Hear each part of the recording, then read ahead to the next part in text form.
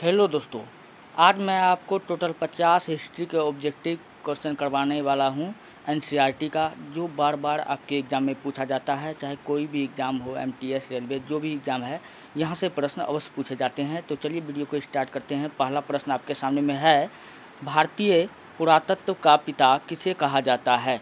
दोस्तों, भारतीय पुरातत्व का पिता किसको कहा जाता है? अलेक्जेंडर कनिंघम को कहा जाता है। अच्छा, दयाराम साहनी से याद रख लीजिएगा, इन्होंने 1921 ईस्वी में हड़प्पा का खोज किया था। सिंधु घाटी सभ्यता का पहला शहर कौन था? हड़प्पा, इसलिए इस सभ्यता को हड़प्पा सभ्यता भी कहा जाता है। अच्छा, लॉर्ड कर्जन के बारे में याद रख लीजिएगा, इसके समय में 1905 ईस्वी में क्या हुआ था? बंगाल का विभाजन हुआ था। चलिए बढ़ते हैं नेक्स्ट प्रश्न की ओर। अगला प्रश्न आपके सामने में है, सिंधु घाटी सभ्यता में विशाल स्नानागार के अवशेष कहाँ से प्राप्त हुए हैं? स्नानागार बोले या अन्नानागार बोले, क्या बोले? या अन्नानागार बोले, या सूती वस्त्र बोले, क्या बोले? सूती वस्त्र बोले, या कांसे की नर्तकी बोले। ये सब कहाँ से प्राप्त हुआ था? ये सब मोहनजोदड़ो से प्राप्त हुआ था, ये बात याद रख लीजिएगा। अच्छा, कालीबंगन से क्या प्राप्त हुआ था? जूता हुआ खेत प्राप्त हुआ था। स्वास्तिक का चिन्ह हमको हड़प्पा से प्राप्त हुआ था। लोथल से चावल का कण प्राप्त हुआ था। ये सब भी आप याद रखें। चलिए बढ़ते हैं नेक्स्ट प्रश्न की ओर। अगला प्रश्न आपके सामने में है, हड़प्पा सभ्यता का सबसे बड़ा नगर कौन था? हड़प्पा सभ्यता का सबसे बड़ा नगर जो था दोस्तों, वो था मोहनजोदड़ो। कौन था? मोहनजोदड़ो। अच्छा, व्यापारिक नगर कौन था? लोथल था। लोथल कहाँ पड़ता है? भोगवा नदी। लोथल कहाँ पड़ता है? भोगवा नदी के आसपास में। कहाँ पड़ता है? भोगवा नदी। चलिए बढ़ते हैं नेक्स्ट प्रश्न की ओर। अगला प्रश्न है, सिंधु घाटी सभ्यता की जुड़वां राजधानी किसको कहा जाता है? दोस्तों, सिंधु घाटी सभ्यता का जुड़वां राजधानी हम लोग किसको कहते हैं? हम लोग कहते हैं हड़प्पा और मोहनजोदड़ो को। इसलिए ऑप्शन सी क्या होगा? बिल्कुल राइट हो जाएगा। अच्छा, क्वेश्चन आपसे पूछा जाएगा कि सिंधु घाटी सभ्यता को जुड़वां राजधानी किसने कहा है? आपको बताना है स्टुअर्ट पिगट ने। कौन कहा है? स्टुअर्ट पिगट ने कहा है। चलिए बढ़ते हैं नेक्स्ट प्रश्न आपके सामने में है, प्रसिद्ध ग्रंथ इंडिका की रचना किसने की थी? दोस्तों, इंडिका एक प्रसिद्ध बुक है जिससे हमको मौर्य वंश की जानकारी मिलती है। इसका लेखक कौन था? तो मेगास्थनीज था। ये कहाँ का व्यक्ति था? यूनान का था। पूछेगा मेगास्थनीज किसके दरबार में आया था? तो ये CM चंद्रगुप्त मौर्य के दरबार में आया था। ये बात याद रख लीजिएगा। नेक्स्ट प्रश्न आपके सामने में है, थोड़ा सा हम बताते हैं। अलबरूनी का किताब का नाम याद रख लीजिएगा, किताब उल हिंद। कौटिल्य का अर्थशास्त्र। कौटिल्य किसका नाम है? विष्णुगुप्त, जिसको हम लोग चाणक्य के नाम से जानते हैं। चलिए 7वां नंबर का प्रश्न है, प्राचीन भारत में धम्म की शुरुआत किस शासक ने किया था? दोस्तों, धम्म की शुरुआत पूछ रहा है किसने किया था, तो ये बौद्ध धर्म से संबंधित है। तो बौद्ध धर्म तो क्या हो जाएगा? तो इसका राइट आंसर हो जाएगा अशोक ने किया था। हमको पता है अशोक ने बौद्ध धर्म में लगभग कितना 84,000 स्तूप बनाया है। तो धर्म का शुरुआत किसने किया था? अशोक ने किया था। अच्छा, कनिष्क को हम लोग कहते हैं दूसरा अशोक। क्या कहते हैं? दूसरा अशोक। अच्छा, चंद्रगुप्त द्वितीय को हम लोग विक्रमादित्य के नाम से हम लोग जानते हैं। और चंद्रगुप्त मौर्य कौन था? ये मौर्य वंश के संस्थापक था। इतना बात याद रख लीजिएगा। अच्छा, चंद्रगुप्त द्वितीय के दरबार में कौन रहता था? नवरत्न रहता था। कौन रहता था? नवरत्न रहता था। नेक्स्ट प्रश्न आपके सामने में है, पाटलिपुत्र नगर की स्थापना उदयन ने किस नदी के संगम पर किया था? अब पाटलिपुत्र का स्थापना पूछ रहा है कि उदयन ने किस नदी के संगम पर किया था?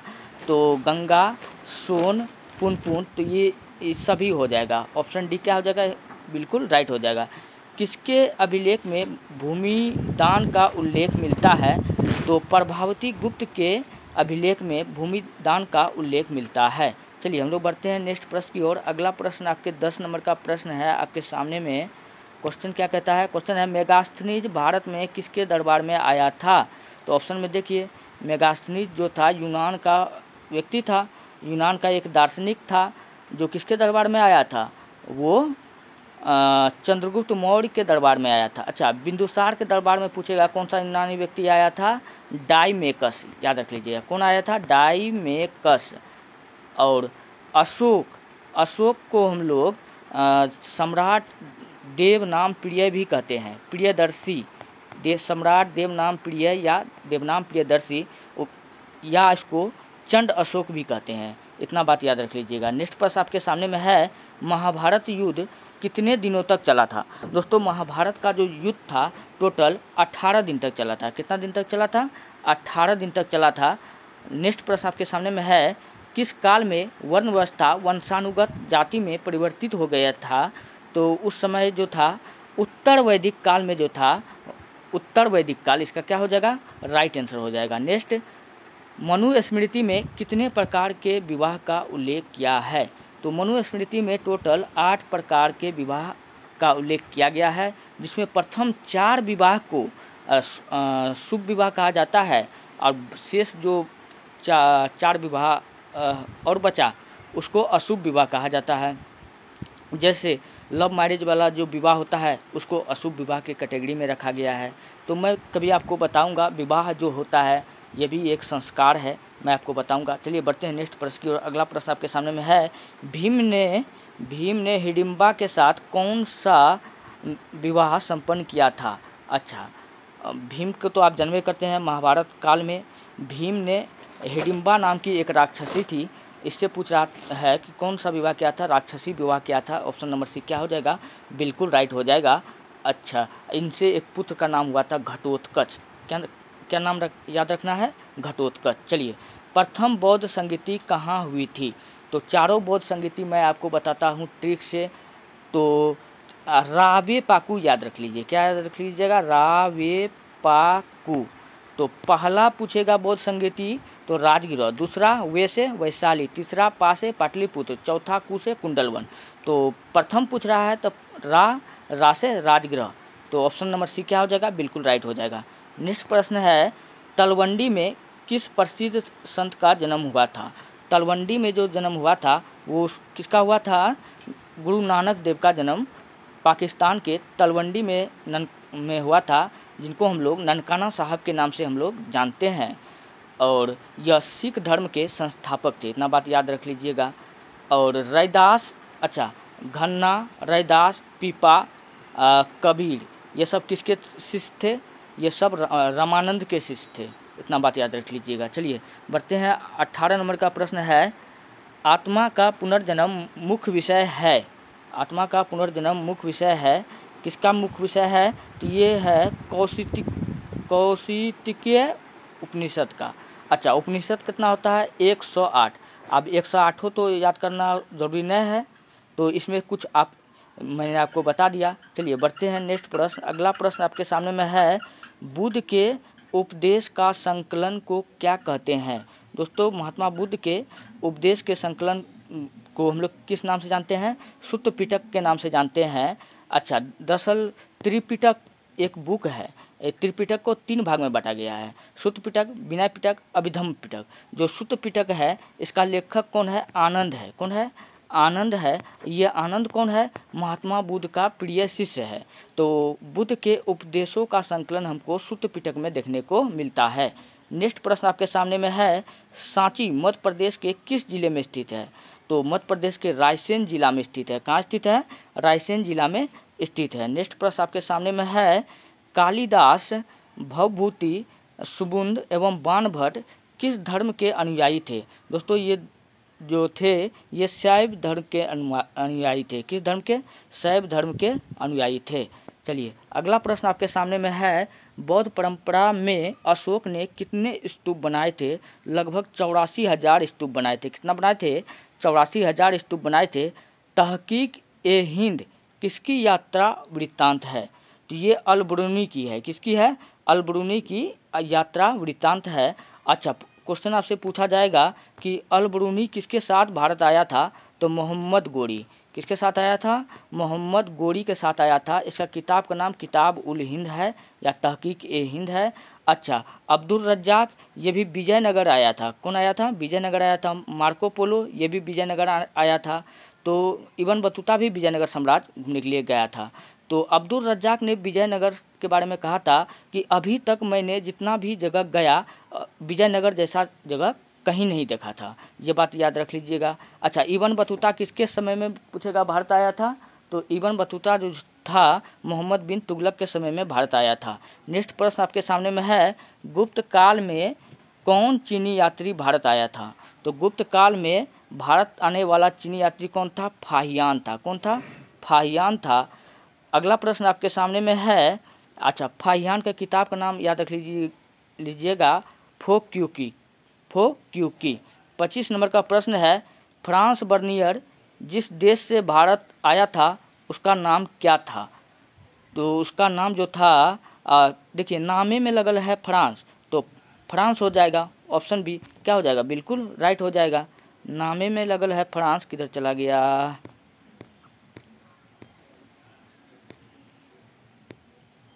सॉरी दोस्तों, मिल नहीं रहा है, PDF किधर चला गया, थोड़ा मिस हो गया। हाँ, यहाँ है, नामे में लगा हुआ है, क्या है? फ्रांस है। माफ़ी चाहता हूँ, थोड़ा मिस्टेक हो गया। तो नामे में है फ्रांस, तो क्या हो जाएगा? ऑप्शन डी भी बिल्कुल राइट हो जाएगा। अच्छा, भारत की डाक व्यवस्था का वर्णन अपने यात्रा वृत्तांत में कौन किया है? तो वो किया है, कौन किया है? Ibn Battuta. इब्न बतूता पूछे किसके दरबार में भारत आया था? MBT मोहम्मद बिन तुगलक के समय में भारत आया था।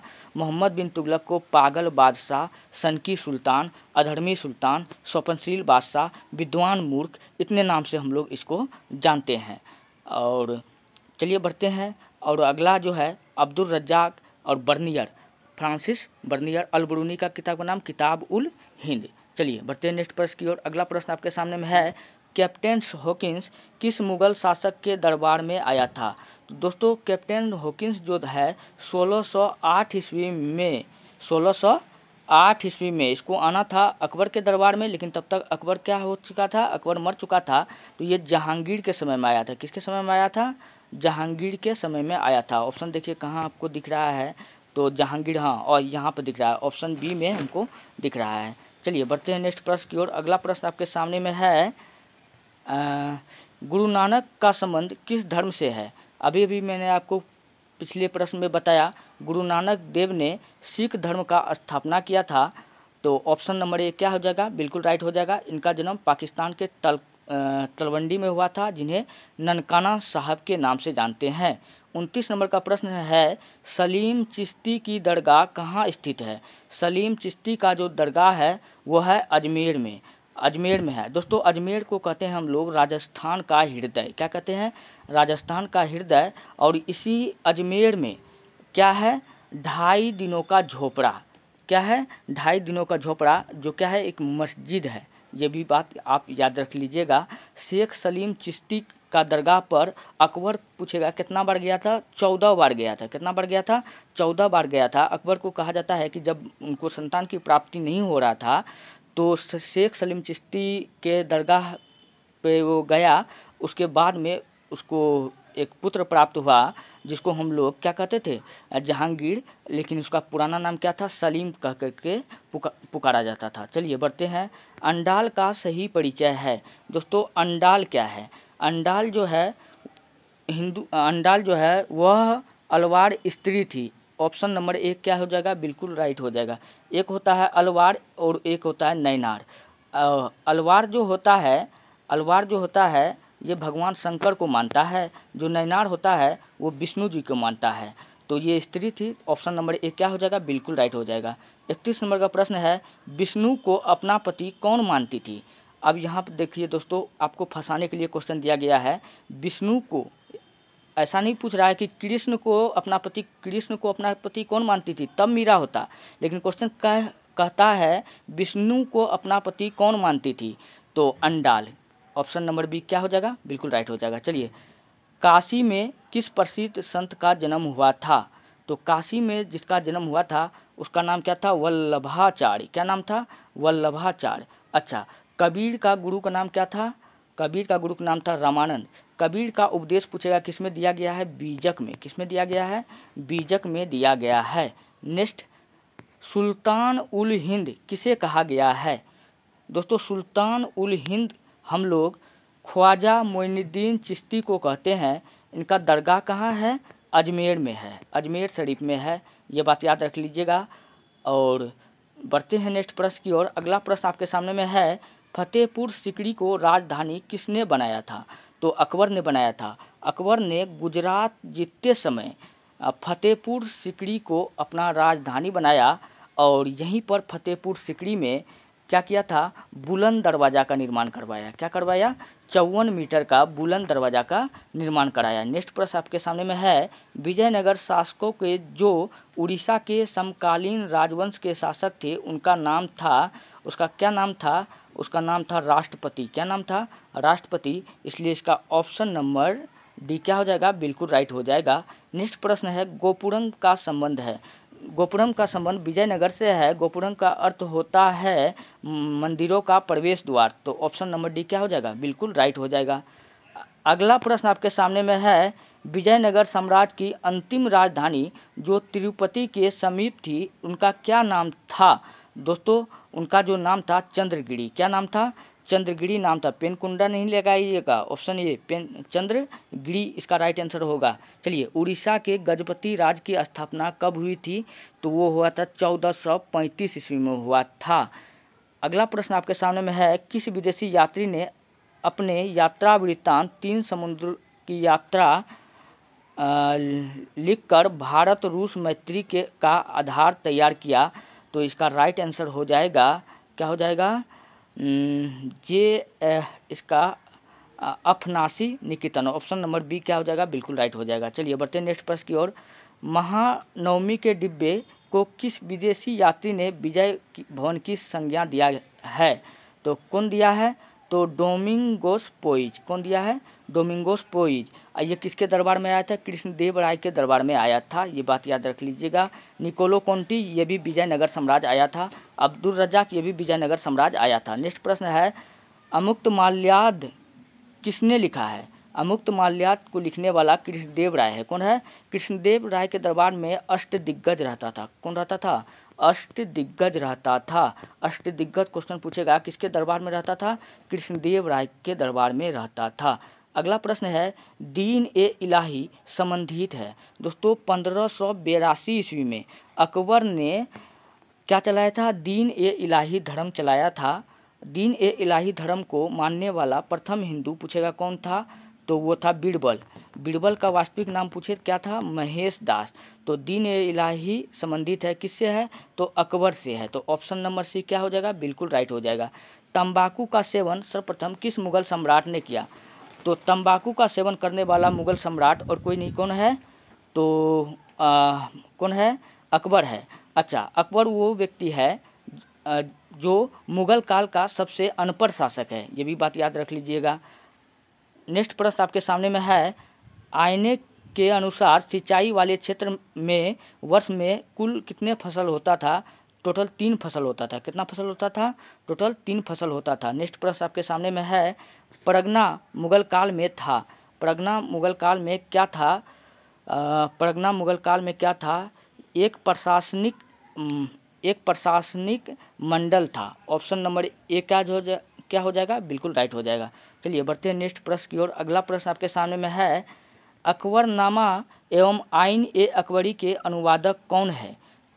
तो ये सब है। 47 नंबर का प्रश्न है, साम्राज्यवादी इतिहासकार है। साम्राज्यवादी इतिहासकार कौन है? Abdul Qadir Badauni, WH Moreland, RS Sharma, RP Tripathi.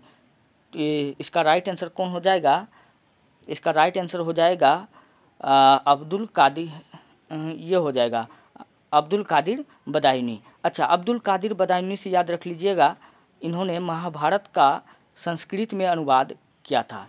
चलिए, जीतल क्या है? जीतल जो है एक सिक्का है। टंका बोले या जीतल बोले, ये क्या है? सिक्का है, जो किसने चलाया था? इल्तुतमिश ने चलाया था। नेक्स्ट प्रश्न आपके सामने में है, निम्नलिखित में कौन मुगल बादशाह को हम लोग आलमगीर के नाम से जानते हैं? अच्छा, औरंगजेब को हम लोग आलमगीर के नाम से जानते हैं, तो इसलिए उसका ऑप्शन नंबर बी क्या हो जाएगा? बिल्कुल राइट हो जाएगा। औरंगजेब को हम लोग जिंदा पीर भी कहते हैं। क्या कहते हैं?